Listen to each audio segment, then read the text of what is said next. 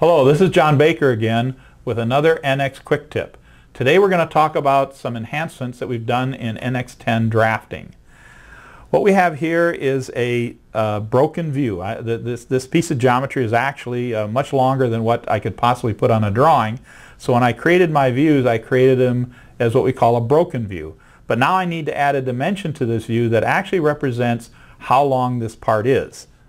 So we go and place our dimension, and I'm going to put a linear dimension from this end of the shaft to this end of the shaft.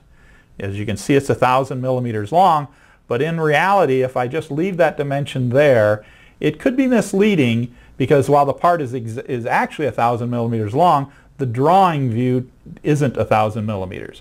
So we have a way of indicating that, and that is that we add what we call foreshortening symbols.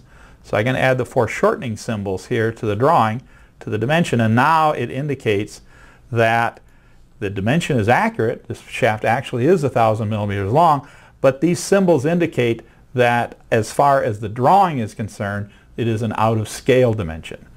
And we have some options here. I can actually come in here and change this, because we have a different foreshortening symbol. This is what I call a regular symbol, but we also have a stretch symbol, and some people prefer to use the stretch symbol.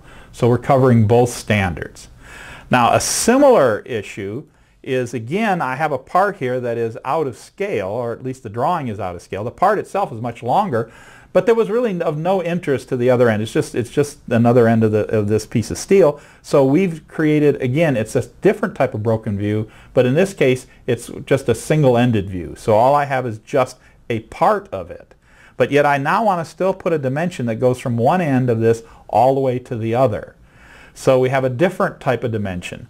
And in that case, we just go ahead and pick the geometry. And it says that this geometry, it indicates, it knows that it's long. It extends the arrow out there. But I need to come out here and actually take that arrow and select the end of it and come up here and say that I want to create what we call a single-sided dimension. So display is a single-sided. There's a little feedback to show you what I mean by single-sided. And in this case, I need to just switch it to the other side, because that's kind of where it came up. And so now I come up here and I can indicate that I want to put a double arrowhead, which is the indication that it's out of scale. I can also drag this out, give it just a little bit more room there. And now let's move the dimension back and place it. And so now we have this out of scale dimension. In this case, the double arrowheads are indicating that it's out of scale, because it's telling you that it's actually dimensioning out to a theoretical line, which obviously is the other end of this piece of channel iron. So again, you've seen two different ways of adding dimensions to drawings, which the views do not actually represent exactly what it looks like, but in a foreshortened, or in this case, broken view manner, because these parts were larger than was practical to put on a drawing.